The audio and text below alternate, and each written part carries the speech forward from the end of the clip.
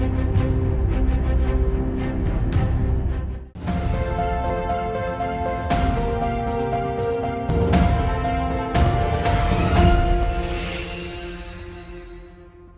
Broadcasting देख रहे ਸਾਰੇ ਦਰਸ਼ਕਾਂ ਨੂੰ ਸਿਮਰਨ ਸੰਧੂ ਵੱਲੋਂ ਪਿਆਰ ਭਰੀ ਸਤਿ ਸ਼੍ਰੀ ਅਕਾਲ। ਅੰਤਰਰਾਸ਼ਟਰੀ ਖਬਰਾਂ ਦੇ ਅੱਜ ਦੇ ਇਸ ਬੁਲੇਟਿਨ ਵਿੱਚ ਤੁਹਾਡਾ ਸਵਾਗਤ ਹੈ। ਸਭ ਤੋਂ ਪਹਿਲਾਂ ਸ਼ੁਰੂਆਤ ਕਰਦੇ ਹਾਂ ਕੁਝ ਮੁੱਖ ਖਬਰਾਂ ਦੇ ਨਾਲ। ਈਰਾਨ ਵੱਲੋਂ ਸਟ੍ਰੇਟ ਆਫ ਹਾਰਮਜ਼ ਵਿੱਚ ਤੇਲ ਟੈਂਕਰਾਂ ਤੇ ਹਮਲਾ, ਵਿੰਡੋ ਸੀਟ ਨਾ ਦੇਣ ਤੇ ਯੂਨਾਈਟਿਡ ਏਅਰਲਾਈਨ ਖਿਲਾਫ ਮੁਕੱਦਮਾ, US ਦਾ ਸਾਥ ਨਾ ਦੇਣ ਤੇ ਟਰੰਪ ਮਿਲਾਨੀ ਤੋਂ ਨਾਖੁਸ਼। ਤੇ ਹੁਣ ਖਬਰਾਂ ਵਿਸਥਾਰ ਦੇ ਵਿੱਚ। ਅਮਰੀਕਾ ਦੇ ਰਾਸ਼ਟਰਪਤੀ ਡੋਨਾਲਡ ਟਰੰਪ ਨੇ ਕਿਹਾ ਹੈ ਕਿ ਗ੍ਰੀਨਲੈਂਡ ਤੇ ਡੈਨਮਾਰਕ ਦੀ ਥਾਂ ਅਮਰੀਕਾ ਦਾ ਕੰਟਰੋਲ ਹੋਣਾ ਚਾਹੀਦਾ ਹੈ। ਟਰੰਪ ਦੇ ਇਹ ਬਿਆਨ ਟਰਕੀ ਦੇ ਅੰਕਾਰਾ ਵਿੱਚ ਹੋਏ ਨੈਟੋ ਸੰਮੇਲਨ ਦੌਰਾਨ ਟਰਕਿਸ਼ ਪ੍ਰੈਜ਼ੀਡੈਂਟ ਨਾਲ ਮੁਲਾਕਾਤ ਦੌਰਾਨ ਦਿੱਤਾ। ਟਰੰਪ ਨੇ ਕਿਹਾ ਕਿ ਗ੍ਰੀਨਲੈਂਡ ਅਮਰੀਕਾ ਲਈ ਬਹੁਤ ਮਹੱਤਵਪੂਰਨ ਹੈ ਕਿਉਂਕਿ ਇਸ ਦੇ ਆਲੇ ਦੁਆਲੇ ਚਾਈਨਾ ਅਤੇ ਰਸ਼ੀਆ ਦੇ ਜਹਾਜ਼ ਮੌਜੂਦ ਹਨ। ਉਹਨਾਂ ਨੇ ਕਿਹਾ ਕਿ ਗ੍ਰੀਨਲੈਂਡ ਨੂੰ ਡੈਨਮਾਰਕ ਨਹੀਂ ਸਗੋਂ ਅਮਰੀਕਾ ਦੇ ਕੰਟਰੋਲ ਵਿੱਚ ਹੋਣਾ ਚਾਹੀਦਾ ਹੈ। ਉਹਨਾਂ ਨੇ ਇਹ ਵੀ ਕਿਹਾ ਕਿ ਜੇ ਹਾਲਾਤ ਇਸੇ ਤਰ੍ਹਾਂ ਰਹੇ ਤਾਂ ਅਮਰੀਕਾ ਯੂਰਪ ਵਿੱਚ ਤਾਇਨਾਤ ਆਪਣੇ ਸਾਰੇ ਸੈਨਿਕ ਵਾਪਸ ਬੁਲਾ ਸਕਦਾ ਹੈ। ਗ੍ਰੀਨਲੈਂਡ ਨੂੰ ਆਪਣੇ ਕੰਟਰੋਲ ਵਿੱਚ ਲੈਣ ਦੀ ਟਰੰਪ ਦੀ ਇੱਛਾ ਕਾਰਨ ਅਮਰੀਕਾ ਤੇ ਡੈਨਮਾਰਕ ਦੇ ਰਿਸ਼ਤਿਆਂ ਵਿੱਚ ਤਣਾਅ ਵਧਿਆ ਹੈ ਕਿਉਂਕਿ ਗ੍ਰੀਨਲੈਂਡ ਡੈਨਮਾਰਕ ਦਾ ਇੱਕ ਖੁਦ ਮੁਖਤਿਆਰ ਇਲਾਕਾ ਹੈ। ਡੈਨਮਾਰਕ ਦੀ ਪ੍ਰਧਾਨ ਮੰਤਰੀ ਮੈਟੇ ਫਰੈਡਰਿਕਸਨ ਨੇ ਕਿਹਾ ਹੈ ਕਿ ਸਾਰੇ ਦੇਸ਼ਾਂ ਨੂੰ ਡੈਨਮਾਰਕ ਅਤੇ ਗ੍ਰੀਨਲੈਂਡ ਦੀ ਖੁਦ ਮੁਖਤਿਆਰੀ ਦੀ ਸਤਿਕਾਰ ਕਰਨਾ ਚਾਹੀਦਾ ਹੈ। ਉਹਨਾਂ ਨੇ ਕਿਹਾ ਕਿ ਗ੍ਰੀਨਲੈਂਡ ਵਿਕਾਊ ਨਹੀਂ ਹੈ। ਗ੍ਰੀਨਲੈਂਡ ਦੇ ਵਿਦੇਸ਼ ਮੰਤਰੀ ਨੇ ਵੀ ਇਹ ਕਿਹਾ ਹੈ ਕਿ ਗ੍ਰੀਨਲੈਂਡ ਦੇ ਭਵਿੱਖ ਦਾ ਫੈਸਲਾ ਉੱਥੇ ਦੇ ਲੋਕ ਖੁਦ ਕਰਨਗੇ। ਟਰੰਪ ਨੇ ਕਿਹਾ ਕਿ ਗ੍ਰੀਨਲੈਂਡ ਦੇ ਮੁੱਦੇ ਕਾਰਨ ਅਮਰੀਕਾ ਤੇ ਨੇਟੋ ਦੇ ਰਿਸ਼ਤਿਆਂ ਵਿੱਚ ਅਸਰ ਪਿਆ ਹੈ ਅਤੇ ਫਿਲਹਾਲ ਅਮਰੀਕਾ, ਡੈਨਮਾਰਕ ਅਤੇ ਗ੍ਰੀਨਲੈਂਡ ਵਿਚਕਾਰ ਇਸ ਮੁੱਦੇ ਤੇ ਗੱਲਬਾਤ ਜਾਰੀ ਹੈ। ਹਜ਼ਾਰਾਂ LGBTQ+ ਯਾਤਰੀਆਂ ਤੇ ਮਸ਼ਹੂਰ ਗਾਇਕਾ ਪੈਟੀ ਲੁਪੋਨ ਨੂੰ ਲੈ ਕੇ ਜਾ ਰਹੇ ਇੱਕ ਕਰੂਜ਼ ਜਹਾਜ਼ ਨੂੰ ਟਰਕੀ ਦੇ ਵਿੱਚ ਦਾਖਲ ਹੋਣ ਦੀ ਇਜਾਜ਼ਤ ਨਹੀਂ ਦਿੱਤੀ ਗਈ। ਇਹ ਜਹਾਜ਼ ਗ੍ਰੀਸ ਦੇ ਐਥਨਸ ਤੋਂ 10 ਦਿਨਾਂ ਦੀ ਯਾਤਰਾ ਤੇ ਨਿਕਲਿਆ ਸੀ। ਇਹ ਯਾਤਰਾ ਅਮਰੀਕਾ ਦੇ ਐਟਲਾਂਟਿਸ ਕੰਪਨੀ ਵੱਲੋਂ ਕਰਵਾਈ ਜਾ ਰਹੀ ਸੀ ਜੋ ਕਿ LGBTQ+ ਲੋਕਾਂ ਦੀ ਖਾਸ ਕਰੂਜ਼ ਯਾਤਰਾਵਾਂ ਕਰਵਾਉਂਦੀ ਹੈ। ਜਹਾਜ਼ ਨੇ ਟਰਕੀ ਦੇ 2 ਬੰਦਰਗਾਹਾਂ ਤੇ ਰੁਕਣਾ ਸੀ ਪਰ ਟਰਕੀ ਦੇ ਅਧਿਕਾਰੀਆਂ ਨੇ ਦੋਵੇਂ ਥਾਵਾਂ ਤੇ ਜਹਾਜ਼ ਨੂੰ ਰੁਕਣ ਦੀ ਇਜਾਜ਼ਤ ਨਹੀਂ ਦਿੱਤੀ। ਟਰਕੀ ਸਰਕਾਰ ਨੇ ਕਿਹਾ ਹੈ ਕਿ ਇਹ ਕਰੂਜ਼ ਦਾ ਪ੍ਰੋਗਰਾਮ ਉਹਨਾਂ ਦੇ ਸਮਾਜ ਅਤੇ ਨੈਤਿਕ ਕਦਰਾਂ ਕੀਮਤਾਂ ਨਾਲ ਮੇਲ ਨਹੀਂ ਖਾਂਦਾ, ਇਸ ਲਈ ਜਹਾਜ਼ ਨੂੰ ਦਾਖਲਾ ਨਹੀਂ ਦਿੱਤਾ ਗਿਆ। ਇਸ ਤੋਂ ਬਾਅਦ ਕੰਪਨੀ ਨੇ ਆਪਣਾ ਯਾਤਰਾ ਪ੍ਰੋਗਰਾਮ ਬਦਲ ਦਿੱਤਾ। ਐਟਲਾਂਟਿਸ ਕੰਪਨੀ ਦੇ ਮੁਖੀ ਨੇ ਕਿਹਾ ਹੈ ਕਿ ਪਿਛਲੇ 25 ਸਾਲਾਂ ਵਿੱਚ ਉਹ ਕਈ ਵਾਰ ਟਰਕੀ ਜਾ ਚੁੱਕੇ ਹਨ ਪਰ ਪਹਿਲੀ ਵਾਰ ਸਿਰਫ ਯਾਤਰੀਆਂ ਦੀ ਪਹਿਚਾਣ ਦੇ ਕਾਰਨ ਜਹਾਜ਼ ਨੂੰ ਰੋਕਿਆ ਗਿਆ ਹੈ। ਜਹਾਜ਼ ਤੇ ਪ੍ਰੋਗਰਾਮ ਕਰਨ ਵਾਲੀ ਮਸ਼ਹੂਰ ਗਾਇਕਾ ਪੈਟੀ ਲੁਪੋਨ ਨੇ ਵੀ ਇਸ ਫੈਸਲੇ ਤੇ ਨਾਰਾਜ਼ਗੀ ਜਤਾਈ। ਉਹਨਾਂ ਨੇ ਕਿਹਾ ਕਿ ਸਿਰਫ ਇਸ ਲਈ ਜਹਾਜ਼ ਨੂੰ ਰੋਕਣਾ ਕਿ ਇਸ ਦੇ LGBTQ ਲੋਕ ਸਵਾਰ ਹਨ, ਇਹ ਠੀਕ ਨਹੀਂ ਹੈ। ਈਰਾਨ ਨੇ ਮੰਗਲਵਾਰ ਨੂੰ ਸਟ੍ਰੇਟ ਆਫ ਹਾਰਮਜ਼ ਵਿੱਚ ਦੁਬਾਰਾ ਹਮਲੇ ਸ਼ੁਰੂ ਕਰ ਦਿੱਤੇ ਹਨ। ਇਹ ਜਹਾਜ਼ ਕਤਰ ਦੇ ਕੁਦਰਤੀ ਗੈਸ ਲੈ ਕੇ ਜਾ ਰਿਹਾ ਸੀ ਅਤੇ ਉਸਨੇ ਈਰਾਨ ਵੱਲੋਂ ਦਿੱਤੀਆਂ ਚੇਤਾਵਨੀਆਂ ਨੂੰ ਨਜ਼ਰਅੰਦਾਜ਼ ਕੀਤਾ ਸੀ। ਹਾਲਾਂਕਿ ਈਰਾਨ ਨੇ ਹਮਲੇ ਦੀ ਸਿੱਧੀ ਜ਼ਿੰਮੇਵਾਰੀ ਨਹੀਂ ਲਈ ਪਰ ਬ੍ਰਿਟੇਨ ਦੀ ਸਮੁੰਦਰੀ ਸੁਰੱਖਿਆ ਏਜੰਸੀਆਂ ਨੇ ਦੱਸਿਆ ਕਿ ਕਿਸੇ ਪ੍ਰੋਜੈਕਟਾਈਲ ਨੇ ਜਹਾਜ਼ ਦੇ ਖੱਬੇ ਪਾਸੇ ਟੱਕਰ ਮਾਰੀ। ਇਸ ਹਮਲੇ ਨਾਲ ਜਹਾਜ਼ ਨੂੰ ਨੁਕਸਾਨ ਪਹੁੰਚਿਆ ਪਰ ਸਮੁੰਦਰ ਵਿੱਚ ਕੋਈ ਤੇਲ ਜਾਂ ਫਿਰ ਗੈਸ ਲੀਕ ਨਹੀਂ ਹੋਈ ਹੈ।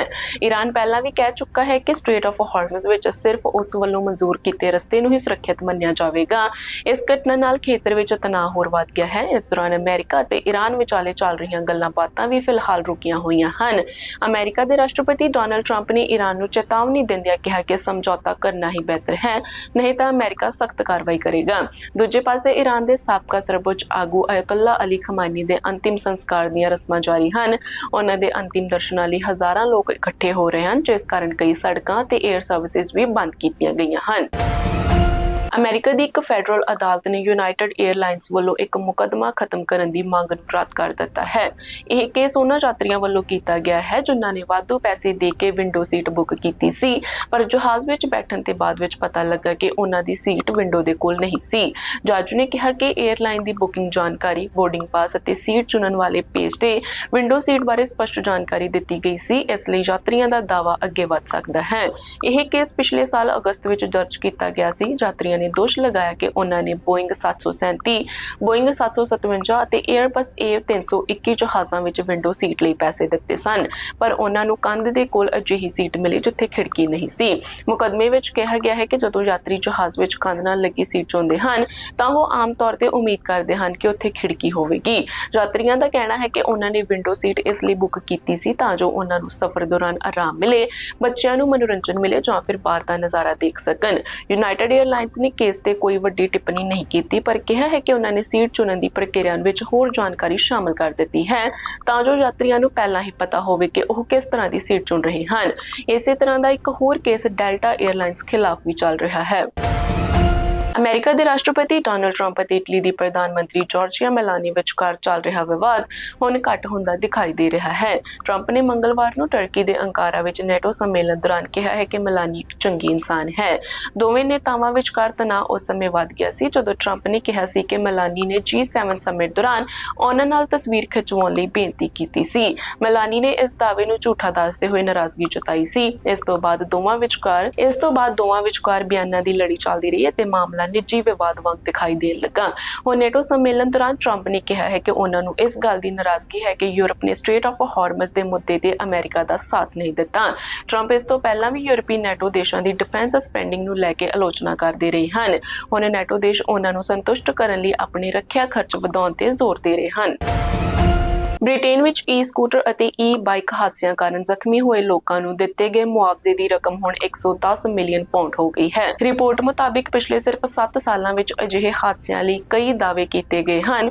ਸਭ ਤੋਂ ਵੱਡਾ ਦਾਅਵਾ ਇਕੱਲਾ ਮੁਆਵਜ਼ਾ 20 ਮਿਲੀਅਨ ਪਾਉਂਡ ਦਿੱਤਾ ਗਿਆ। ਅਧਿਕਾਰੀਆਂ ਦਾ ਕਹਿਣਾ ਹੈ ਕਿ ਇਨ੍ਹਾਂ ਹਾਦਸਿਆਂ ਕਾਰਨ ਬੀਮਾ ਕੰਪਨੀਆਂ ਤੇ ਖਰਚ ਵੱਧ ਜਾਂਦਾ ਹੈ, ਜਿਸ ਦਾ ਅਸਰ ਆਮ ਲੋਕਾਂ ਦੇ ਵਹੀਕਲ ਬੀਮੇ ਦੀਆਂ ਕੀਮਤਾਂ ਤੇ ਵੀ ਪਿਆ ਹੈ।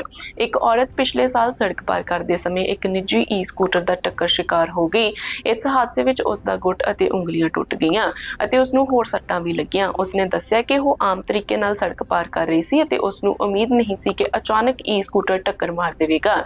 ਸੀਸੀਟੀਵੀ ਫੁਟੇਜ ਵਿੱਚ ਦਿਖਾਈ ਦਿੱਤਾ ਹੈ ਕਿ 47 ਸਾਲਾ ਆਦਮੀ ਨੇ ਈ-ਸਕੂਟਰ ਨਾਲ ਉਸ ਨੂੰ ਟੱਕਰ ਮਾਰੀ ਅਤੇ ਮੌਕੇ ਤੋਂ ਚਲਾ ਗਿਆ। ਬਾਅਦ ਵਿੱਚ ਉਸ ਨੂੰ ਗ੍ਰਿਫਤਾਰ ਕਰਕੇ 15 ਮਹੀਨੇ ਦੀ ਜੇਲ੍ਹ ਦੀ ਸਜ਼ਾ ਦਿੱਤੀ ਗਈ।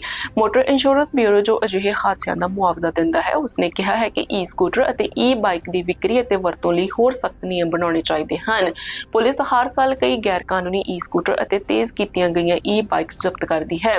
ਸਾਲ 2025 ਵਿੱਚ ਈ-ਸਕੂਟਰ ਅਤੇ ਈ-ਬਾਈਕਸ ਹਾਦਸਿਆਂ ਨਾਲ ਜੁੜੇ 168 ਮੁਆਵਜ਼ੇ ਦਿੱਤੇ ਗਏ ਹਨ, ਜੋ ਕਿ ਹੁਣ ਤੱਕ ਸਭ ਤੋਂ ਵੱਡਾ ਅੰਕੜਾ ਹੈ। ਬੈਲਜੀਅਮ ਨੇ ਫੀਫਾ ਵਰਲਡ ਕੱਪ ਵਿੱਚ ਆਪਣਾ ਸ਼ਾਨਦਾਰ ਪ੍ਰਦਰਸ਼ਨ ਜਾਰੀ ਰੱਖਦੇ ਹੋਏ ਅਮਰੀਕਾ ਨੂੰ ਹਰਾ ਕੇ ਕੁਆਰਟਰ ਫਾਈਨਲ ਵਿੱਚ ਜਗ੍ਹਾ ਬਣਾ ਲਈ ਹੈ। ਐਤਵਾਰ ਨੂੰ ਸਿਆਟਲ ਵਿੱਚ ਖੇਡੇ ਗਏ ਮੈਚ ਵਿੱਚ ਬੈਲਜੀਅਮ ਨੇ ਮੇਜ਼ਬਾਨ ਟੀਮ ਅਮਰੀਕਾ ਨੂੰ 4-1 ਨਾਲ ਹਰਾਇਆ। ਅਮਰੀਕਾ ਦੀ ਹਾਰ ਨਾਲ ਇਸ ਵਰਲਡ ਕੱਪ ਦੇ ਤਿੰਨੋਂ ਮੇਜ਼ਬਾਨ ਦੇਸ਼ ਹੁਣ ਰਾਊਂਡ ਆਫ 16 ਵਿੱਚੋਂ ਬਾਹਰ ਹੋ ਗਏ ਹਨ। ਕੈਨੇਡਾ ਨੂੰ ਮੋਰੋਕੋ ਨੇ 3-0 ਨਾਲ ਹਰਾ ਦਿੱਤਾ ਸੀ ਅਤੇ ਮੈਕਸੀਕੋ ਨੂੰ ਇੰਗਲੈਂਡ ਨੇ 3-2 ਨਾਲ ਹਰਾਇਆ ਸੀ। ਹੋਸਟ ਕੰਟਰੀਜ਼ ਦੇ ਬਾਹਰ ਹੋਣ ਤੋਂ ਬਾਅਦ ਹੁਣ 8 ਟੀਮਸ ਕੁਆਰਟਰ ਫਾਈਨਲ ਦੇ ਵਿੱਚ ਪਹੁੰਚ ਚੁੱਕੀਆਂ ਹਨ, ਜਿਨ੍ਹਾਂ ਵਿੱਚ Morocco, France, Norway, England, Spain, Belgium ਅਤੇ ਅਰਜਨਟੀਨਾ ਸ਼ਾਮਲ ਹਨ।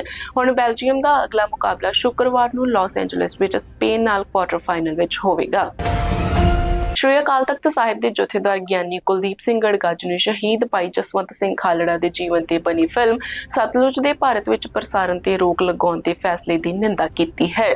ਜਥੇਦਾਰ ਗੜਗੱਜ ਨੇ ਕਿਹਾ ਕਿ ਕਿਸੇ ਵੀ ਫਿਲਮ ਨੂੰ ਰੋਕਣਾ ਵਿਚਾਰਾਂ ਦੀ ਆਜ਼ਾਦੀ ਨੂੰ ਦਬਾਉਣ ਵਾਲੀ ਕਾਰਵਾਈ ਹੈ। ਉਹਨਾਂ ਨੇ ਕਿਹਾ ਕਿ ਮਨੁੱਖੀ ਅਧਿਕਾਰਾਂ ਨਾਲ ਜੁੜੇ ਮਾਮਲਿਆਂ ਦੀ ਸੱਚਾਈ ਲੋਕਾਂ ਦੇ ਸਾਹਮਣੇ ਆਉਣੀ ਚਾਹੀਦੀ ਹੈ। ਉਹਨਾਂ ਦਾ ਕਹਿਣਾ ਹੈ ਕਿ 1990 ਦੇ ਦਹਾਕੇ ਦੌਰਾਨ ਪੰਜਾਬ ਵਿੱਚ ਕਈ ਸਿੱਖ ਨੌਜਵਾਨਾਂ ਦੇ ਕਤਲ ਅਤੇ ਕਥਿਤ ਝੂਠੇ ਪੁਲਿਸ ਮੁਕਾਬਲਿਆਂ ਦੇ ਮਾਮਲੇ ਸਾਹਮਣੇ ਆਏ ਸਨ। ਭਾਈ ਜਸਵੰਤ ਸਿੰਘ ਖਾਲੜਾ ਨੇ ਇਹਨਾਂ ਮਾਮਲਿਆਂ ਦੀ ਜਾਣਕਾਰੀ ਇਕੱਠੀ ਕਰਕੇ ਦੁਨੀਆ ਸਾਹਮਣੇ ਰੱਖੀ ਸੀ। ਜਥੇਦਾਰ ਨੇ ਕਿਹਾ ਹੈ ਕਿ ਸੱਚ ਨੂੰ ਲੰਬੇ ਸਮੇਂ ਤੱਕ ਛੁਪਾਇਆ ਨਹੀਂ ਜਾ ਸਕਦਾ ਤੇ ਲੋਕਾਂ ਨੂੰ ਇਤਿਹਾਸ ਦੀ ਜਾਣਕਾਰੀ ਮਿਲਣੀ ਚਾਹੀਦੀ ਹੈ। ਉਹਨਾਂ ਨੇ ਕਿਹਾ ਕਿ ਜੇਕਰ ਹੋਰ ਭਾਈਚਾਰਿਆਂ ਨਾਲ ਜੁੜੇ ਮੁੱਦਿਆਂ ਤੇ ਫਿਲਮਾਂ ਦਿਖਾਈਆਂ ਜਾ ਸਕਦੀਆਂ ਹਨ ਤਾਂ ਸਿੱਖਾਂ ਨਾਲ ਜੁੜੇ ਮਾਮਲਿਆਂ ਤੇ ਬਣੀ ਫਿਲਮ ਨੂੰ ਰੋਕਣਾ ਠੀਕ ਨਹੀਂ ਹੈ। ਜਥੇਦਾਰ ਗੜਗੱਜ ਨੇ ਸਰਕਾਰ ਨੂੰ ਅਪੀਲ ਕੀਤੀ ਹੈ ਕਿ ਉਹ ਸਤਲੁਜ ਫਿਲਮ ਦੇ ਪ੍ਰਸਾਰਣ ਦੀ ਇਜਾਜ਼ਤ ਦੇਵੇ। ਜਥੇਦਾਰ ਨੇ ਕਿਹਾ ਕਿ ਸਿੱਖਾਂ ਨੂੰ ਇਨਸਾਫ ਮਿਲਣਾ ਚਾਹੀਦਾ ਹੈ ਤੇ ਅਜਿਹੇ ਮੁੱਦਿਆਂ ਨੂੰ ਦਬਾਉਣ ਦੀ ਬਜਾਏ ਸੱਚ ਨੂੰ ਸਾਹਮਣੇ ਆਉਣ ਦੇਣਾ ਚਾਹੀਦਾ ਹੈ। ਇਸ ਦੇ ਨਾਲ ਹੀ ਅੱਜ ਦੇ ਬੁਲੇਟਿਨ ਵਿੱਚ ਇੰਨਾ ਹੀ। ਮੈਨੂੰ ਸਿਮਰਨ ਸੰਧੂ ਨੂੰ ਦਿਓ ਇਜਾਜ਼ਤ। ਤੁਸੀਂ ਇਸ ਤਰ੍ਹਾਂ ਹੀ ਦੇਖਦੇ ਰਹੋ BTV broadcasting. B positive, B yourself.